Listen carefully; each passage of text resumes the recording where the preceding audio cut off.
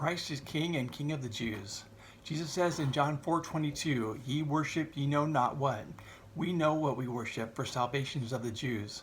John 19:19-22 says, "And Pilate wrote a title and put it on the cross, and the writing was, Jesus of Nazareth, King of the Jews.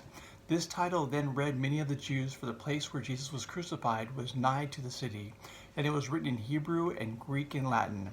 And then said the chief priests of the Jews to Pilate, Write not the King of the Jews, but that he said, I am King of the Jews. Pilate answers, What I have written.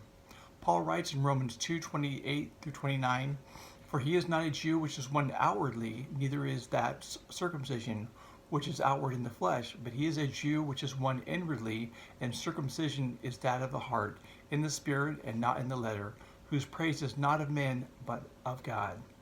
Then in Romans 3:1-2 he writes, What advantage then is the Jew, or what profit is there of circumcision? Much every way, chiefly, because unto them were committed the oracles of God. John the Beloved writes in Revelation 2:9, I know thy works and tribulation and poverty, but thou art rich, and I know the blasphemy of them which say they are Jews, but are not, but are of the synagogue of Satan.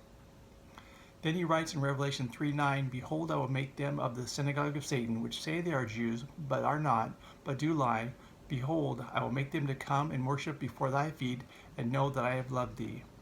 And in Revelation 19:15-16 he writes, Out of his mouth goeth a sharp sword, and with it he should smite the nations, and he shall rule them with a rod of iron, and he treadeth the winepress of the fierceness and wrath of Almighty God. And he hath on his vesture and on the thigh of his name written, King of Kings and Lord of Lords. For more great news, go to gnc.org.